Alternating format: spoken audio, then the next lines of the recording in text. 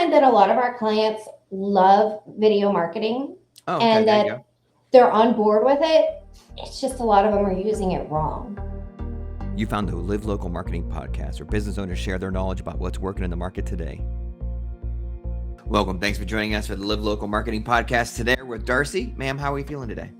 Great. Thanks for having me. Absolutely. You're in the sunshine state, so hopefully it's sunshiny and nice and warm down there. Warmer than where you are, for sure. That's true. That's true. All right, we'll do a little bit of background on Darcy and then hop right into the questions. Darcy is the founder of Propel Marketing and Design. She's a full-service marketing agency that works with companies of all sizes. She's a recognized public speaker and educator on topics related to traditional marketing, content marketing, SEO, social media, WordPress, PR, and other digital strategies. Over the past few years, through the years, online and in-person training, she's taught over 17,000. That is an insane number. Small businesses and entrepreneurs. That is a crazy number. So we're bringing with us lots of experience and talent. Are you ready for the questions? I'm ready. Let's dive in. All right. Talk to us about your first win. My very first one. I remember, so I started the company, I think it was 01. No, wait. Okay. 21. No, wait. Hold on. This is always like, you have to do the math and you're like, wait a minute, what year was it? Anyways, I started the company, what was it, 15 years ago? Okay. So Sounds good. We're not going to fact check you. We're good with that. Fact check you. Thank you. The first client that I scored, which I got off of Craigslist, ended up not being a murderer. And Craigslist. I didn't even have like the EIN or anything set up. And I remember going into the meeting and being like, and I landed the client, such a small project too. And then I was like, okay, I can do this. I can do this. And so that was like my first one. What was the project you got landed on first? What was it? What'd you have to do? Oh my gosh. It was something so small. It was like writing content for a marketing company that needed fresh eyes, which was so odd, right? Like a marketing company's like, we need a set of fresh eyes to help write marketing for our company. But that's okay.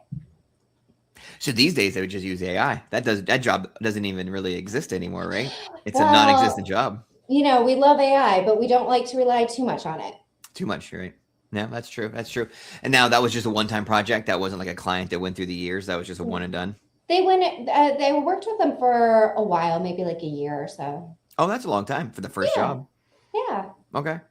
And then from there, you set up the EIN and got your business set up and did all the things that you didn't know you had to do, I'm sure. Well, yes. I mean, I knew I had to do a lot of things. It was just a matter of doing them. Getting the confidence and everything behind that. That's awesome. All right. So let's shift gears and talk about when clients come to you and if they have like a smallish budget, where do you usually start with them? Like, how do you get them built up to the point where they become a mid, maybe even higher end budget client?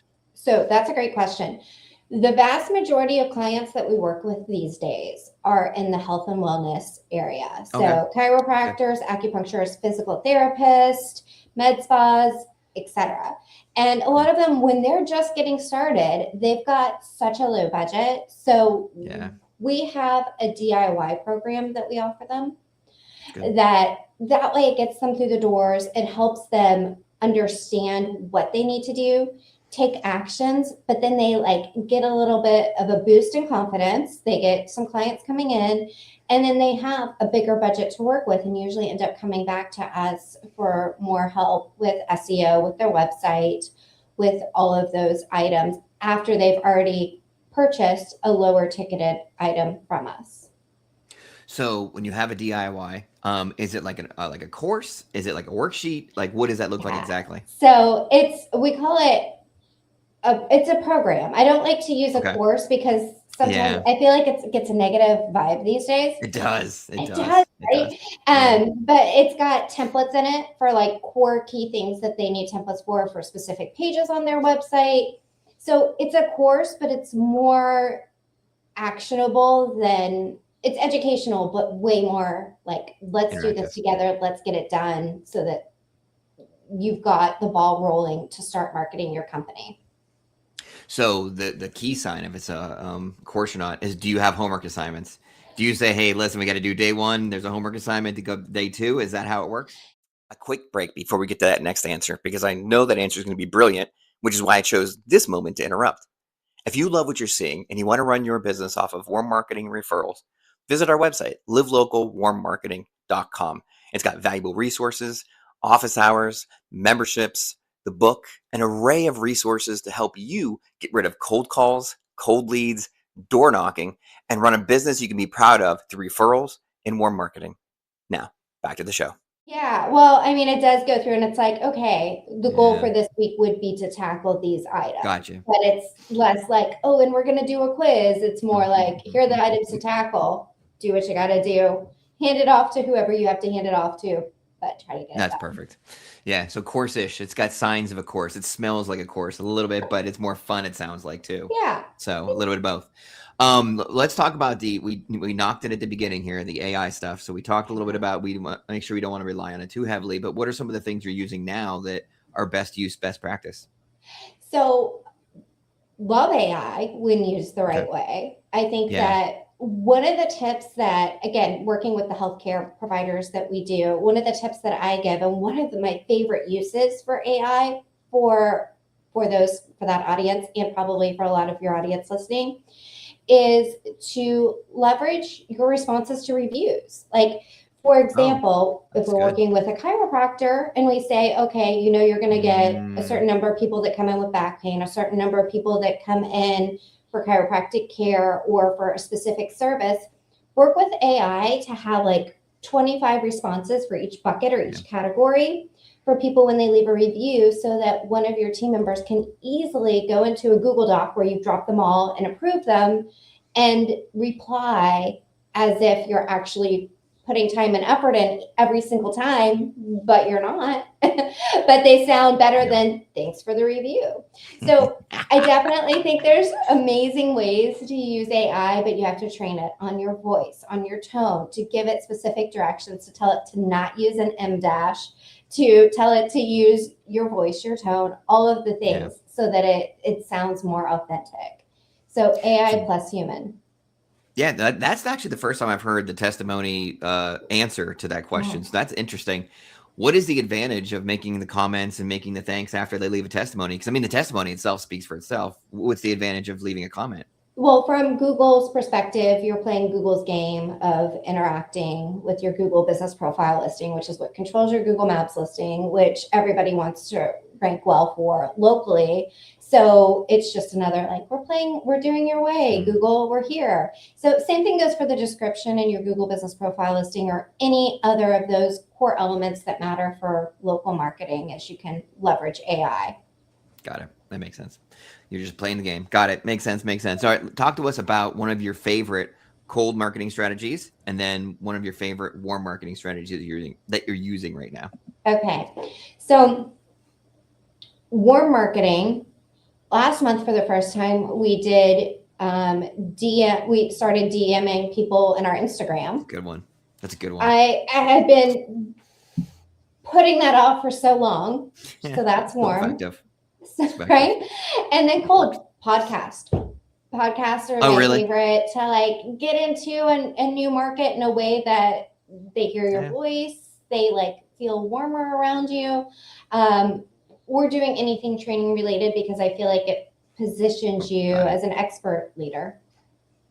Yeah, I mean, you've done 17,000 trainings. So how is like a podcast episode similar and different than like a training? Well, you're not sharing screens in most cases. So you can't walk through and be like, okay, see this and see how this does this. So they can't also see my hands like wave around crazy like they're waving around right now. So I think you have to have a different tone, a different like takeaway. Usually we try to keep the podcast. I have a podcast. I keep those episodes shorter, but when we're doing stuff like this, you know, since it's newer, it's more towards the cold audience and it's more some of the entry level versus trainings that go deeper. Got it. No, that makes sense. Now, where do you get a lot of your audio? You put them on LinkedIn? Or are you just getting people off your website? Like, where are you doing these trainings? Like, where are you getting these folks from? SEO. Our core focus is SEO. So we get a lot of SEO traffic. We host regular regular webinars. We have on-demand webinars on our website. This week, I did a really good one. It was like 7 AI blind spots that you can find in your SEO strategy that are non-technical that you can start to implement changes today or this week. That's so, yeah. And you do those once a week, you said? Sorry, I missed that part. So we always have an ongoing on-demand one, and then we try to do something new and fresh like that, either once a quarter or once every 8 weeks. Okay. Cool. That's good. That's good. Now let's talk to us about video marketing. So I'm sure you sit down with your clients, and I bet you get a lot of pushback because not a lot of businesses like putting their face on there. So how are you using video marketing, and how do you get your clients to get out there and start using it right? So I find that a lot of our clients love video marketing and that they're on board with it. It's just a lot of them are using it wrong. Oh, okay. Yeah. So a lot of them are using it, but it's almost like the cheese stands alone. They're just like putting a video up on YouTube and then walking away. Or they're putting a video up on YouTube and they're like, okay, now I'm going to put it on my website, but they don't really put any text around it. And they just assume that every single person that goes to that page or that blog post is going to hit play. And so they're missing that opportunity, one, to leverage it for SEO-rich content by including text with it and taking it and turning it into a quality blog post. They're missing the opportunity of reslicing it up and sending it via social media. They're missing the opportunity of leveraging it for email marketing. So that's my personal opinion. I find that a lot of people are like, we know we need to do video, and either they're doing it, but they're missing the mark when it comes to that, or they're just like, we know we need to do it, but we're not exactly sure where to start. And it takes a while to feel comfortable on video, obviously. Yeah, well, for most people, it does. So you talked about email marketing. Can we niche down a little bit? Like, I don't get too many responses like that too. So I'd love to poke a little bit around that one. How are you putting your videos into your emails? Because that's not that easy either. So it depends. It depends on who the client is. Like, you can just do an image, a screenshot, and then have it clickable to go to the YouTube page. But we would suggest that you take the blog post, turn it into a high quality, so not just like an AI spit out, but a high quality blog post, and that be the content that you share with your audience. Okay. So you're kind of using email, blog almost interchangeably a little bit there? Yeah, you can. Yeah. All right. Or you're chopping up the blog and you're making you're chopping up the blog to make it. Got it. That makes sense. So they have a video that goes along with the blog to add a little additional information to the blog to make it more interactive. Yeah. And so then that way people also, they start to know, like, and trust you because they hear your voice, they see you. That makes sense. All right. So you've been at this for quite some time. You said the first client was off of Craigslist. And so you've really developed and grown this thing. Talk to us about how you've gained the confidence to be in front of 17,000 people, to do all these seminars and trainings. Like, what is the mindset? Where does the confidence come from for you? So one, it's one of those things where you just have to continually put yourself out there. I think a lot of it too, maybe more as a woman, we get like nervous of like, well, my hair doesn't look perfect, or maybe I put on a little bit of weight. And you just have to say to yourself, it's more important for me to share the information, and people are going to gain more value out of this than the way I come across. If my makeup isn't perfect, or if this, or if that, or if I slightly say the wrong thing, I can adjust the wording. You know, you can be a real person. And I think that's kind of one of those things when it comes to being confident. You just have to keep on doing it. So putting yourself to take the next steps to say, okay, if I were to just take 1 or 2 steps outside of my comfort zone, what does that look like? What does somebody who's 5% braver look like versus trying to knock it up to 100% all at once? That's good. All right. So let's take that same philosophy and go back to your workshops and things you do. How many workshops did it take before you were like, I feel good. This is right. I like this. I'm enjoying it. Everything's kind of clicking. I mean, I still get a little nervous. There are a lot of marketers that'll say like their process is they would do 1 live webinar every single week, same messaging, until they felt like they just know it backwards and forwards and tweak little elements. Good. So that works for some people. Other people, everybody has what works for them. But for me, it's just continually doing podcasts, doing trainings, putting myself out there. Do you ever go back and rewatch them? Heck no. I mean, if I have to edit something or if I have to review something that's been edited, but otherwise, no, I just move on. Well, how do you know that we got to fix then? Because I think you can feel it where you're like, ooh, the audience, I lost them here, or people are asking questions here. And if you're doing a training and it's on Zoom and you're like, okay, in chat, let me know what you think about this. You get crickets, then that section needs a little love. Or you need a different audience. Yeah. True. Maybe a little bit of that too. All right. So the other part of it is too, in our industry, you can do all the things. You have AI, you've got teams. It's easy to put in 60, 70, 80 hours every week and do all the things. How do you find a way to avoid the burnout, avoid overdoing things? I think when I first started the company, I had issues with that. I was too accessible. Okay. Now I find, especially when it comes to, for example, meetings, I've got on my calendar where somebody can set a 10-minute meeting for certain things, a 15-minute meeting for certain things.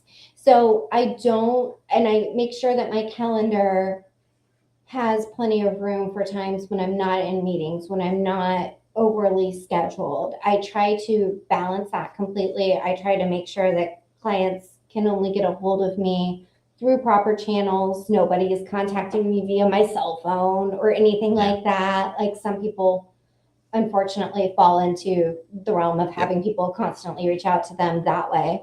So I put up boundaries like that. I make sure that people understand that their time of response isn't going to be as immediate as it would be in corporate America, because I came from corporate America. So the first couple of years when I was working on the business, I felt like I had to respond at the same speed that you did in corporate America. And now I'm like, no, Darcy, you don't. You can respond to emails once a day, take a little time, and that be when you respond to emails. And, again, setting those boundaries really helps, and walking away from work at a certain time every day and not checking email in the middle of the night or before you go to bed helps too, for sure. So when you have the time to yourself, do you actually block that on your calendar and listen, this is Darcy time? You actually physically put that in your calendar? Yeah. And then so do you have certain activities during that time frame? Hey, I do follow-ups here, or I need to do this here, or is that how it usually looks? Yeah, I've got certain times where it's okay, this is the follow-up or reach out time. Certain times when I'm not available. And even if I have to put the out of office on just so that I can take some time without feeling, because it's more about taking time without feeling like you're leaving people in the lurch. Yep. All right. Well, that's awesome. Excellent. All right. So now we're going to get to your business, where you get a chance to talk about what you do and how people can get a hold of you and how they can start picking your brain about the trainings you do and all the different content you're doing and all the different things you got your hands into. Talk to us about the business and where people can find you. Absolutely. So our company is Propel Marketing and Design. You can find us at propelyourcompany.com, 1L. And there you will find tons of fantastic resources. You can book a discovery call. You can watch a lot of our free trainings, have tons of blog posts about specific topics that relate to a lot of local businesses, whether it's your Google business profile listing or your website or on-page, off-page SEO. All of that stuff can be found at propelyourcompany.com. As you talk, I know my Google profile needs adjusting, and I know my workshops, I need to do better with those too. I'm actually making my mental list as we do this. My marketing grocery list is going on as we talk. I'm like, dang, she's got so many good points that I really need to work on. So, all right, we appreciate your time, your help, and your knowledge today, and for being with us to partake on all the different things and all the different experiences that you've gone over the years. So we appreciate you. Thank you so much for having me. I appreciate that. And if authentic, practical marketing resonates with you, be sure to visit livelocalwarmmarketing.com and learn to grow your business on warm marketing referrals.